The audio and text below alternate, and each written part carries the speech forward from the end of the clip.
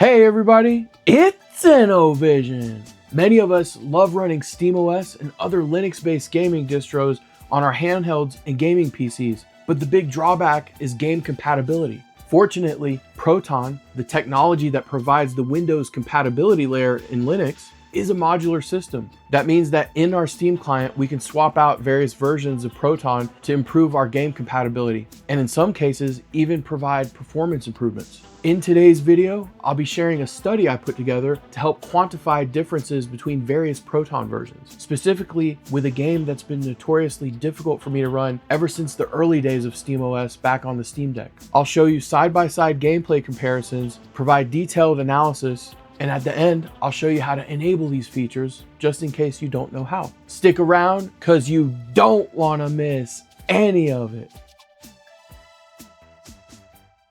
As we get started, I just wanna take a moment to thank all of our channel members for your support. And for those of you who are just joining us, we have a community Discord server. It's free for our subscribers, and our channel members have access to private chats. If you're not on the Discord yet, come on over. You don't want to miss out on some of the amazing discussions we've been having there. There's some really cool cats that hang out. Who all out there is totally hyped about SteamOS being released for the Legion Go 2 this summer? I know I am. Hit me up in the comment section and let me know. The game I'm using for today's study is Phantasy Start Online 2, and it's a free download on Steam. And my understanding is one of the things that makes this game complicated to run using the Windows compatibility layer is that it has a complex nested directory structure. It even takes several hours to allocate the space for the game under Linux on my desktop gaming PCs. We'll be taking a look at 4 different versions of Proton, 10, which is the stock Proton under SteamOS, 11, which is a new beta Proton that has several enhancements for DirectX 12 games, Proton GE latest, also known as Golden Egg Roll, which is an alternate Proton that has higher game compatibility in general, and CachyOS latest, which is really neat because it's one that's maintained by the CachyOS developers. It's got several optimizations that are specific to CachyOS. They release it for the whole community to use, and so it's kind of like having the best of both worlds. You know, you can run SteamOS using this highly optimized CachyOS Proton. I'm running SteamOS 3.9 main on my Legion Go 2, and I'm using balanced TDP settings in all tests. One thing that I really like about this experiment is that the results scale linearly no matter what hardware you're on, so you can expect to see similar trends no matter what device you're testing or running these experiments on. And in terms of running the game, I'm using the high quality graphics preset with quality FSR upscaling. All right, let's do it. One of my favorite tools is this Proton Plus. You can download it in the Discover App Store, and once you have it installed, all you have to do is launch it. Here's a couple of different community maintained Proton versions. And so Proton GE tends to have, the latest features in terms of game compatibility. And so I'm using this one called Proton GE latest. It just points to whatever the latest version is. In my case, as of today, it's Proton GE 10-34. But if it gets updated to Proton GE 10-35, GE latest is already going to be pointing to that one. And so this is where I also pulled in this CachyOS latest. Now, once you've installed another version of Proton, all you have to do is navigate to the game settings and then go under properties here.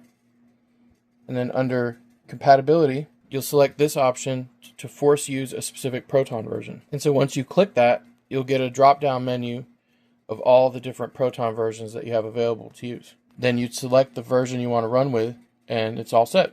Now you can launch the game using the new Proton version.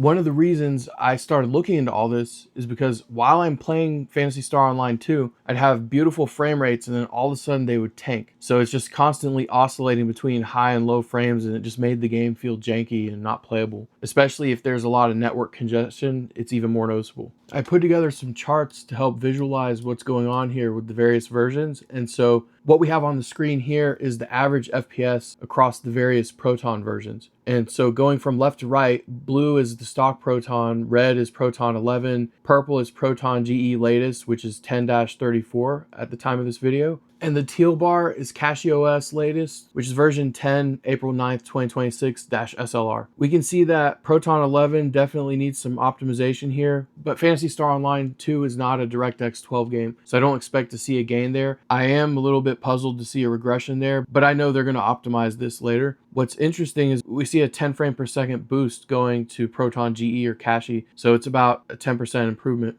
But this is where things get really interesting. Our next chart here is our 1% lows across the various versions. And again, going from left to right, blue is stock Proton, red is the Proton 11 beta, purple is Proton GE, and teal is the CachyOS Proton. And you can see this, this is essentially our quality of service metric here. And so you can see that the frame pacing is just not that great under the default Proton versions. I've spent several hours playing this game. I have the most pleasant experience using the CachyOS version. It doesn't necessarily get the highest frame rates, but the quality of service is there. This 1 frame difference between GE and Cachy doesn't really show it off that much, but I feel it while I'm playing it. Here we have the data we collected about the temperatures, specifically the max CPU temperature while gaming here.